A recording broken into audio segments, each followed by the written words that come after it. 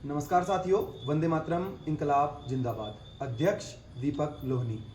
आप सभी लोग जानते हैं इतनी रात को 7:19 हुआ है।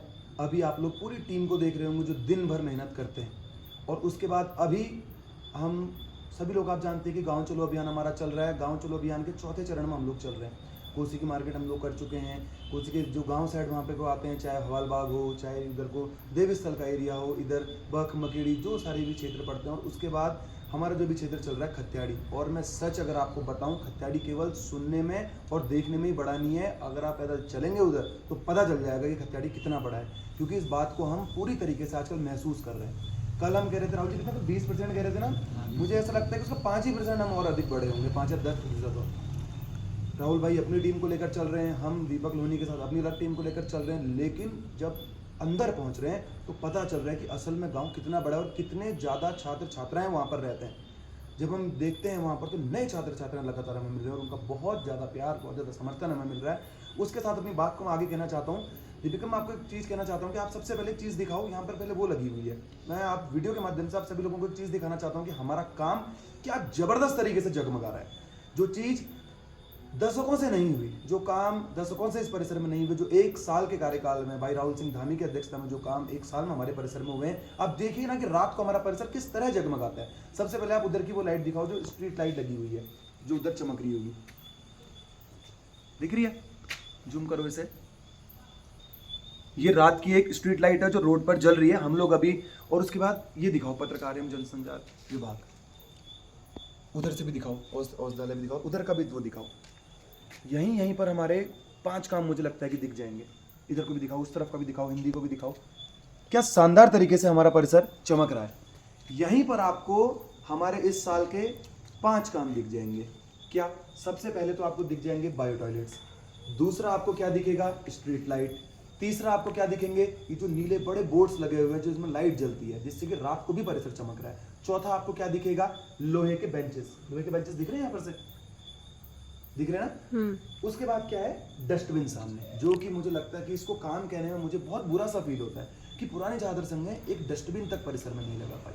और रात को जब यहाँ पर आते हैं तो गर्व होता है कि हाँ यार, यह काम हमने करके दिखाया, ये काम टाइगर ग्रुप ने करके दिखाया, ये काम राहुल सिंह धामी ने करके दिखाया, ये काम दीपक लोहनी की टीम ने करके दिखाया। बहुत गर्व होता है साथियों।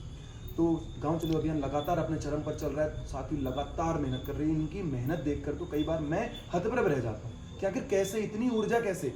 दीपक लोहनी को मैं देखता हूँ 9:30 बजे कैंपस में दिखता है, लोगों से मिल रहा है। उसका 4 बजे तक कैंपस में दिख रहे हैं, उसका 5 बजे से होम कन्वेंसिंग शुरू कर दे रहे हैं, 2-2 टीम्स बनाकर काम कर रहे हैं। इतनी ऊर्जा, मुझे लगता है कि मेहनत करने वालों, जो लाइन लिखी गई है ना, मेहनत करने वालों की कभी हार नहीं होती, लहरों से डरकर नौका पार नहीं होती। जो मेहनत करते हैं, परमपिता महादेव भी उनका साथ देते हैं। मुझे लगता है कि यही जो अपार ऊर्जा हमें मिल रही है, मुझे लगता है कि परमपिता महादेव का ही आशीर्वाद है। साथियों, इसके साथ ही मैं आपको एक बात और कहना चाहता हूँ। कल शायद आपको याद होगा, कल मैंने वीडियो में कहा भी था, कल हमारे द्वारा एक ज्ञापन दिया गया था।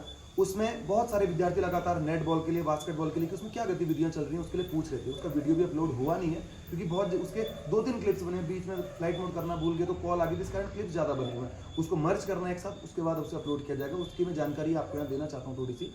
साथियों, सबसे पहले जो चीज़ हमने उसमें कही कि नेट बॉल का कोड, क्योंकि कई दिनों से उसकी बात चल रही है। पहले उन्होंने एस्टिमेट बनाया, बहुत छोटा सा एस्टिमेट बना दिया। फिर वो कहने लग गए कि मिट्टी में क्या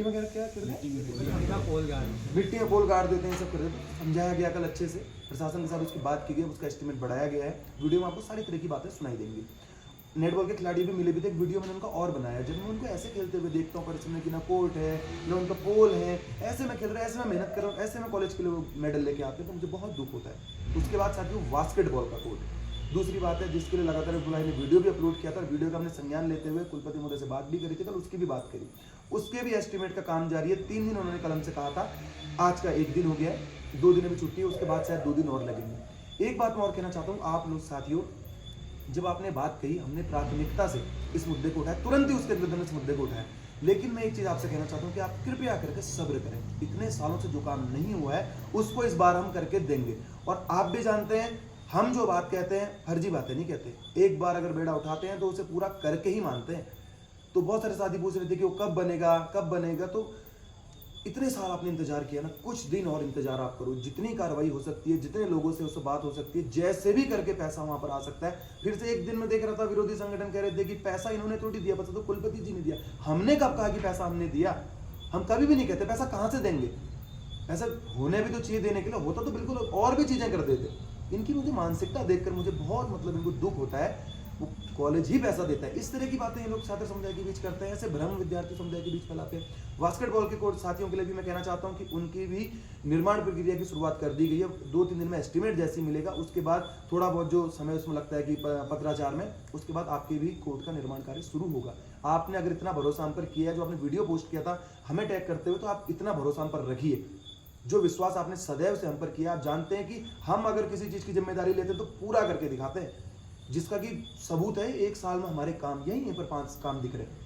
तीसरी चीज हमने उसमें की थी, कबड्डी के खिलाड़ी लगातार 7 साल से गोल्ड मेडल लेके आ रहे हैं, न उनको कॉलेज वालों ने कभी एक अदद मैट उपलब्ध करवाई। उनके कोच हैं हमारे बड़े भाई प्रदीप दा, मेरे बड़े भाई भी हैं, बहुत अच्छे मित्र भी हैं, बहुत उन्होंने अपनी मेहनत से, अपने संघर्षों से उन्होंने मैट की व्यवस्था करी। उसके बाद इनका लगातार कॉलेज आने का नाटक रहता है कि जैसे ही हॉल मिला अगली बार हॉल फिर ले लो, कभी कह दो कि हम हॉल से दे रहे हैं, उसे दे रहे हैं। अरे जो लोग आपके कॉलेज के लिए मेडल ला रहे हैं, जो आपके परिसर का नाम रोशन कर रहे हैं, जो आपके विश्वविद्यालय का नाम रोशन कर रहे हैं, उन लोगों के लिए आप अगर इस तरह की हरकतें करते हो, शर्म आनी चाहिए आपको, पूरे प्रशासन के लोगों को इसके लिए शर्म आनी चाहिए। और लेकिन उसके बाद अभी मेरी जितनी बात हुई थी, प्रदीप दा का ही कॉल आया था, हमारे डायरेक्टर सर हैं प्रवीण जी, उनका कॉल आया कि हाँ इसमें कोई दिक्कत नहीं आएगी। लेकिन हर चीज़ के लिए इतना लड़ना पड़े, ये मुझे लगता है कि बहुत सोचने वाली बात है, ऐसी चीज़ें नहीं होनी चाहिए। उसके बाद साथियों एक चीज़ और जो उसमें ज्ञापन में चौथा बिंदु था, सफाई। हर एक आधा तुम जाती होंगे वहाँ, इससे भी तुम ही गए थे जब वो मनीषा वाली बात हुई थी, हर हफ्ते जाते हैं, एक आध दिन तो सफाई होती है, फिर वही चीज़ें जाती है। उसमें एक दिक्कत बिल्कुल एक और भी है कि सफाई का जो हमारे पर्यावरण मित्र हैं, उनकी भी संख्या कैंपस में कम है। कल रजिस्ट्रार साहब से बात चल रही थी, तो मैंने सीधे से कहा कि आपके अंदर इच्छा शक्ति की कमी है, आप स्थायी निर्णय लेने में कहीं ना कहीं चूक जाते हैं। नहीं तो कोई बड़ी बात नहीं है, सब कुछ हो सकता है। हमारे प्रदेश के मुखिया कौन है? सीएम साहब ने पुष्कर सिंह धामी जी हैं, उनको बहुत अच्छा मानता हूँ। बचपन से मैंने कोई नेता देखा तो उन्हें ही देखा है, और काम करने की पूरी इच्छा शक्ति उनके अंदर। जब और सारी चीज़ों के लिए पैसा आ सकता तो उनके लिए क्यों नहीं आ सकता? तो उसके बाद इस बात को भी हमने किया। और आज जहाँ तक मैं देख रहा था कि सफाई चल रही थी, ऊपर कैंपस वगैरह को भी सफाई चल रही थी, तो एक दिन में इसमें काम हुआ है। उसके बाद अगला 5 सूत्रीय हमारी जो बातें थी, उसमें 5वां जो बिंदु था, सैनिटरी पैड मशीन। जो बीएफए वाली तो ठीक है, दूसरी वाली भी ठीक है, जो इधर लगी हुई है डीएसडब्ल्यू ऑफिस के बगल में, वो मुझे लगता है कि थोड़ी छुपी हुई जगह पर हो गई है। वो रूम ज़्यादा, क्योंकि वॉशरूम के सामने वाला रूम है, कई बार रूम बंद भी रहता है, जिसके कारण छात्राओं को समस्याओं का सामना करना पड़ता है। और उसके लिए हमने क्या किया, पार्किंग के ठीक सामने हमारे एक अंकल थे, अब हमारे बीच नहीं है, हमारे जित्तू अंकल का रूम था, हमने उसे करवाया, फिर से उसका निर्माण कार्य करवाया, सब कुछ, उसे पूरा कमरा सही तरीके से बना। उसमें केवल पानी बचा हुआ, पानी की भी बात हमने कही है, पानी भी उसमें बहुत जल्दी लग जाएगा। उस मशीन को वहाँ शिफ्ट किया जाना। उसके बाद बाहर से एक बोर्ड भी लगाया जाना उसमें, ताकि पता तो चले कि कहाँ पर है। जैसे बीएफए वाली सैनिटरी पैड मशीन है, नीचे एलटी वाले, बीएफए वाले, जो एमए आर्ट्स वाले, उन्हें पता है कि वहाँ पर मशीन है, वो अपनी जिनको पैड्स की होती है वहाँ से ले लेते हैं। लेकिन इधर कैंपस वाले मशीन मुझे लगता है कि दिक्कत है, ऐसा नहीं कि यहाँ से पैड नहीं मिल रहा है, लेकिन यह है कि उसके लिए एक स्थायी जगह होनी चाहिए और पता होना चाहिए छात्रों को कि यहाँ पर है। और हर किसी को जाके नहीं बताया जा सकता कि यहाँ पर मशीन आप यहाँ से लो, एक बोर्ड होगा तो सभी को उससे सुविधा होगी। तो ये 5 बातें कल हमने करी हैं। इसका वीडियो थोड़ा क्लिप्स में है तो उसके कारण अपलोड नहीं हो पाया, ये बात हमने करी। और मैं आपसे कहना चाहता हूँ कि आप काम बताइए, बस केवल और केवल काम। हम चाहते हैं छात्र हित सर्वोपरि। हम कहते हैं ना, हमारी टैगलाइन चलती है, वादा है आपसे भरोसा नहीं टूटेगा, जबरदस्त 1 साल, छात्र हित प्रथम। तो सिर्फ छात्र हित प्रथम है हमारे लिए। सबसे पहले हमारा विश्वविद्यालय है, हमारा परिसर है कि हम इसको कैसे बेहतर बनाएं। और संगठन में देखता हूँ कि लगातार आरोप प्रत्यारोप में लगे हुए हैं। इतना काम अगर ये लोग कॉलेज में करते, जितने टाइम ये बहसों में बिताते हैं, जितने उल्टी सुल्टी उल जुलूल बातों में जितना ये लोग समय बिताते हैं, उतना अगर ये कॉलेज के लिए सोचते तो मुझे लगता है कि परिसर की दशा और दिशा कुछ और होती। आज एक और विषय में ज्ञापन हमारे द्वारा दिया गया है, क्या करो, कौन से सेम? 3rd सेम और 5th सेम और समर्थ के 3rd कौन सा था? 3rd ही था। बहुत सारे विद्यार्थी कह रहे थे कि फीस जमा करने में दिक्कतें आ रही हैं, और आज लास्ट डेट भी थी। बहुत सारे विद्यार्थी, हम लोग ग्रामीण अंचल के लोग हैं, पैसा कई बार नहीं होता है, पैसे को बहुत अच्छे तरीके से हम लोग जानते हैं कि उसकी कदर करना हम लोग जानते हैं। कई बार घर परिवार में पैसा नहीं होता तो कैसे फीस जमा करें, और ऊपर से 2 दिन का टाइम देता है कि 2 दिन में आप फीस जमा कर दो।